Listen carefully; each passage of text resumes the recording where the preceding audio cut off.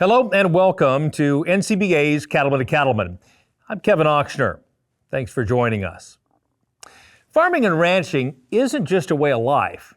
They're businesses that require careful planning and skilled management to ensure long-term success.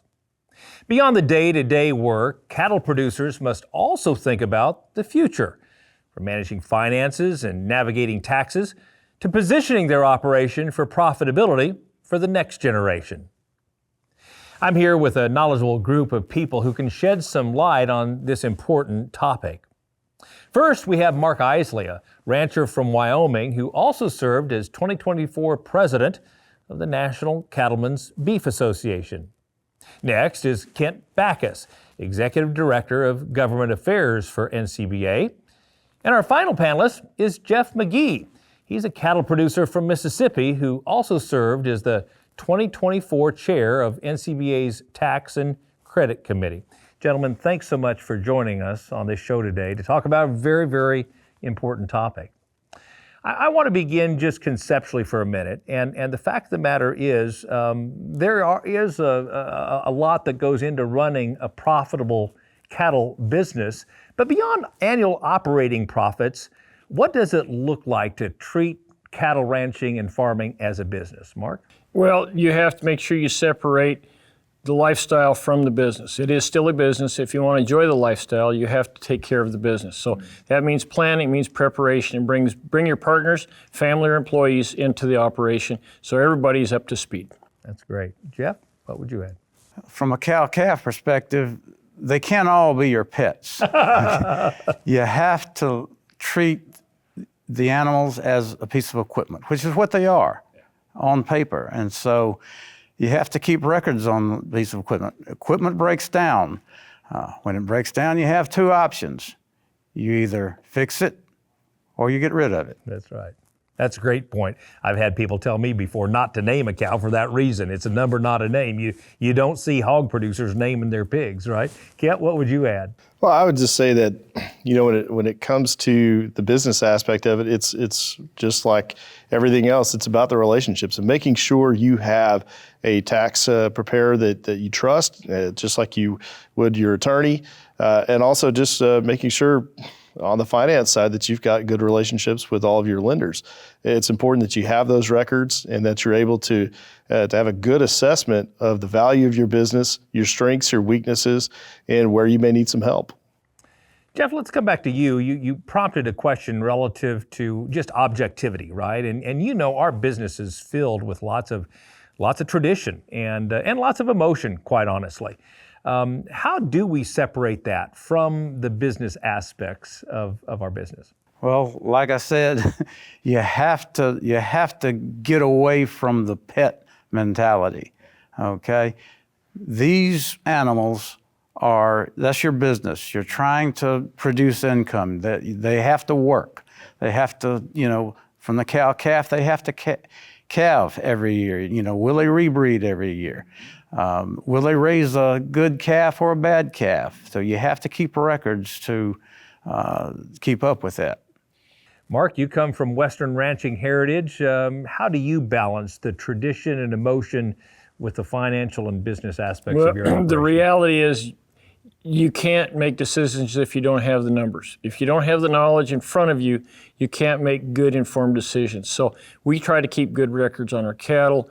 We ID them, we run through that process. We're in some programs that becomes mandatory anyway, and we really like that a lot. And everybody is cross-trained on that, so we understand numbers first, the decisions come after that. That's good. Ken, I think you mentioned the words business plan, and I want to start with that and say, how can a well-structured business plan not only help an operation make an annual profit, but actually set itself up for long-term success? So we're not just surviving, we're actually positioning our business to thrive. That's right. Well, and just like, I think just like all the other aspects of your operation, where you have variables, the weather changes, input cost change. If you have a business plan and you know the goals of where you're trying to go, then it helps you stay on track, because there's a lot of distractions that are out there. but it also lets you know kind of the health of your business and how to gauge that.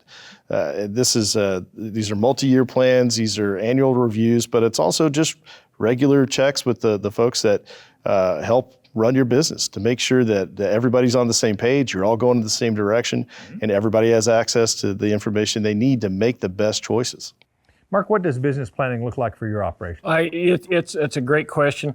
I think Kent touched on something really important. You got to have goals. It's your short term, maybe 1 year, 5 years, 10 years. Where are you going to be at? Are you going to pay some things down? You're going to pay some things off? Are you going to invest to improve the operation? And so that record keeping, in addition to that, planning is important. We have folks, my family, that actually keeps those records, and they understand what they have to keep.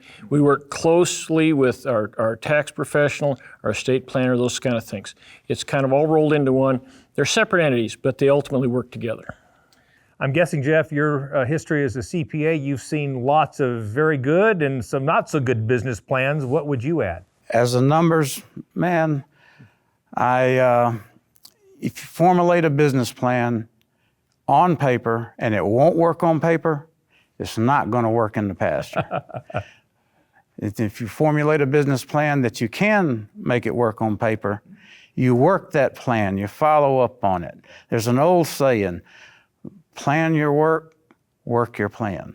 It's good guidance.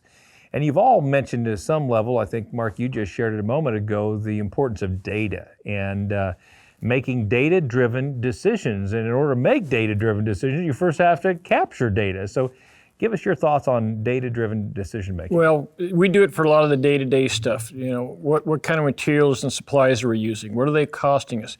Do we pre-plan those purchases? If they're larger, how do we depreciate them? Do we accelerate that? Or do we not? That's why the tax code is so important, and that keeps changing. So we've had a moving goalpost to hit. We'd like some certainty in that. That is a huge help. Then you have to collect that data, either write it down or put it in your electronic device, and then transpose it, put it together, get those numbers in front of you, and then share those, work those with your accountant and your tax preparer. Jeff, do you have any thoughts relative to either good ways to capture data or good ways to analyze and utilize that data and turning it into valuable decisions? I don't have any ways of capturing it other than manually. Yeah. I'm not electronic yet. So as I alluded to earlier, you have to keep records on those cows from the cow-calf perspective. Is that cow producing a calf every year? Is it producing a good calf every year? And so That's critical, isn't it? it is very critical.